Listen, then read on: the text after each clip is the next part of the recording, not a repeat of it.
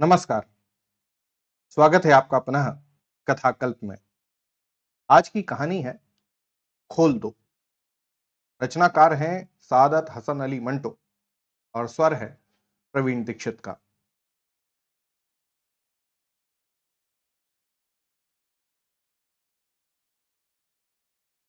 अपनी बीवी और बेटी सकीना के साथ अमृतसर से दोपहर की 2 बजे वाली स्पेशल ट्रेन से सराजुद्दीन मुगलपुरा के लिए चला। पूरी ट्रेन खचाखच भरी थी, लेकिन जब 8 घंटे के सफर के बाद ट्रेन मुगलपुरा पहुंची तो आधी से ज्यादा खाली थी। उस ट्रेन के करीब आधे यात्री रास्ते में ही मारे गए थे। कई घायल पड़े थे तो कुछ लापता थे। जीवित बचे लोगों को कैंप की ठंडी धरती पर लिटा दिया गया था। उनमें सराजुद्दीन भी था। उसने सुबह 10 बजे आंखें खोली। वह काफी देर तक धुंधले आसमान की तरफ देखता रहा, जैसे स्वयं की पहचान ढूंढ रहा हो। मगर जब उसने अपने चारों तरफ भेड़ बकरियों की तरह उमड़ते मर्दों, औरतों और बच्चों की भीड़ देखी तो उसकी दिमागी हालत सुधरने लगी। लेकिन उसके कान अभी तक बंद थे। कैंप में मचे शोरगुल को उसे अनुभव तक न हो रहा था। वह ऐसे लेटा था मानो गहरी नींद में सो रहा हो। वह होश में था, पर होश से बेखबर। वह अपने साथ घटी घटना को याद नहीं कर पा रहा था। अचानक सराजुद्दीन की निगाहें धुंधले आसमान पर मुस्कुराते सूरज पर पड़ी। तेज रोशनी की चमक ने उसके सोए हुए दिमाग को जगा दिया। उसके दिमाग में एक फिल्म सी चलने लगी। आग, लूट, भगदड़, स्टेशन, गोलियां, रात का अंधेरा और सकीना।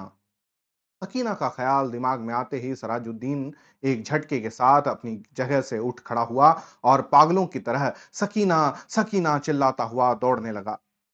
उसने वहां मौजूद आदमियों के सैलाब में 3 घंटे तक सकीना को ढूंढा, मगर उसे वह वहां नहीं मिली।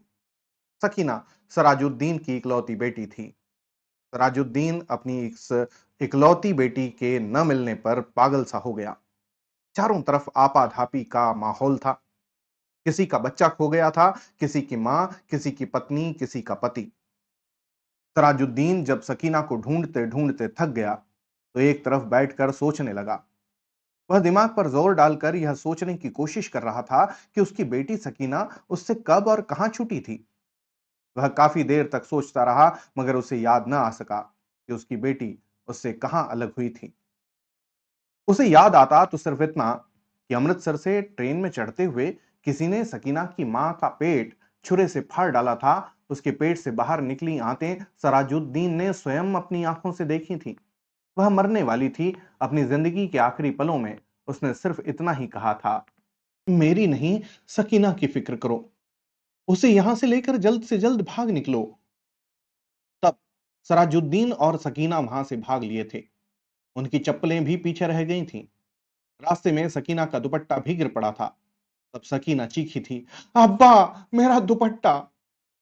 फिर उसने तेजी से दुपट्टा उठा लिया था। सोचते सोचते उसकी निगाह अपने कोट की उभरी हुई जेब पर पड़ी। सराजुद्दीन ने देखा जेब में सकीना का दुपट्टा रखा था। फिर सकीना कहाँ है? दिमाग ने पूछा। सराजुद्दीन ने दिमाग पर काफी जोर देकर याद करना चाहा, मगर सफल न हो सका। वह याद करने लगा, सकीना को मैं अपने साथ स्टेशन पर खड़ी रेलगाड़ी में लेकर चढ़ा था। ट्रेन जब चली तो वह मेरे साथ थी। फिर फिर रास्ते में दंगाइयों ने ट्रेन रोकी थी और मैं बेहोश हो गया था। उसके बाद का कुछ भी याद नहीं।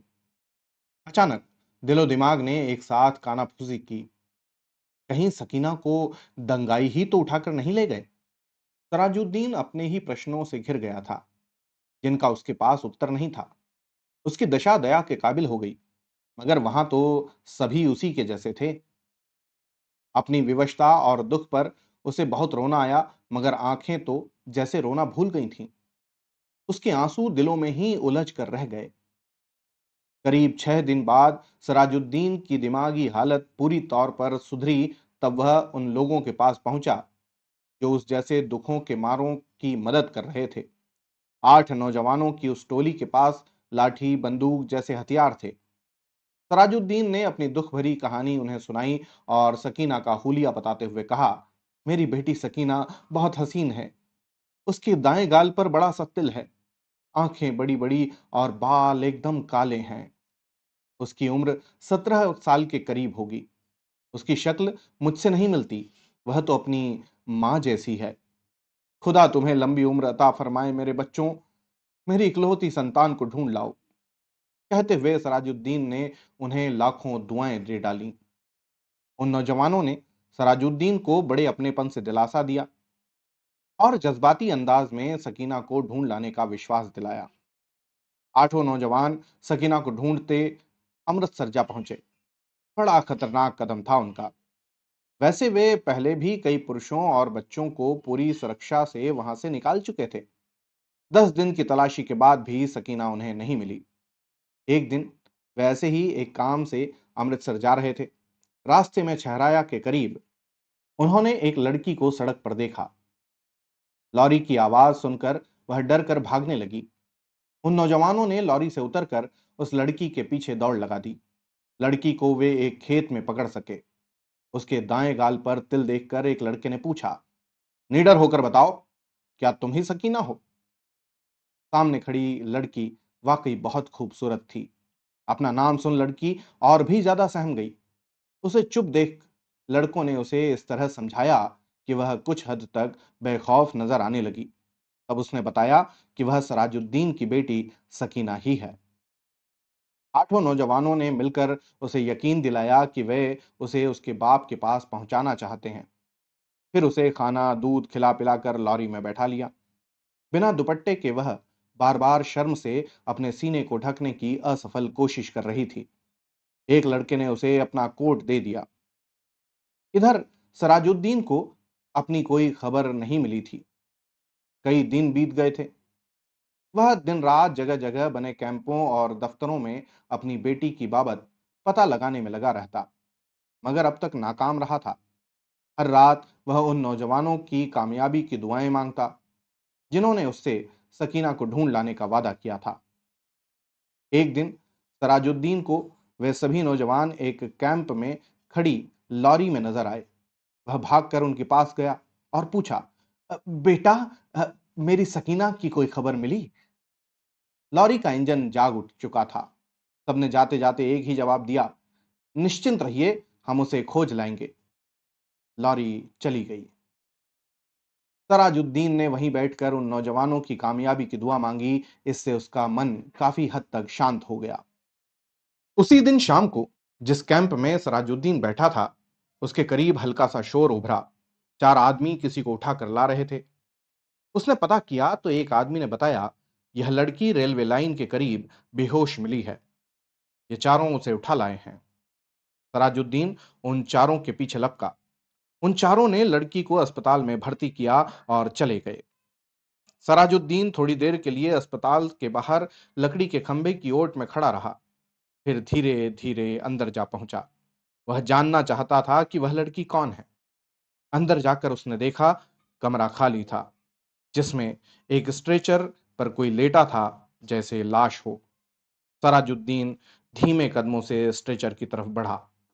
तभी अचानक कमरे में तेज रोशनी फैल गई और सराजुद्दीन ने स्ट्रेचर पर पड़ी लड़की का पीला चेहरा देखा। उस पर काला तिल चमक रहा था। वह चीखा, सकीना! उसकी चीख पर कमरे में रोशनी करने वाले डॉक्टर ने पूछा, तुम कौन हो? सराजुद्दीन केवल इतना ही कह पाया, जी, मैं, ये मेरी बेटी है। डॉक्टर ने स्ट्रेचर पर लड़की की नब्ज चेक की और सराजुद्दीन से कहा, जरा ये खिड़की खोल दो। डॉक्टर का इतना कहना था कि सकीना का बेजान सा जिस्म हिला। उसने कांपते हाथों से अपना नाड़ा खोला और सलवार नीचे सरका दी। अपनी बेटी के बदन में हरकत देख जहां सराजुद्दीन खुशी से चीखा, मेरी बेटी जिंदा है, वहीं डॉक्टर का पूरा वजूद पसीने में नहा उठा। उसके दिमाग पर कितना भयंकर प्रभाव था कि उसको ये शब्द खोल दो सुनकर केवल एक ही बात समझ आती थी, पार्टीशन के समय की ये कहानियां हमें आज भी अंदर तक झकझोर देती है। वाकई नृशंस, भयावह, अमानवीय कृत्य हुए होंगे। आज की कहानी यहीं तक। होती है अगली कहानी में फिर मुलाकात। तब तक के लिए धन्यवाद और जय हिंद।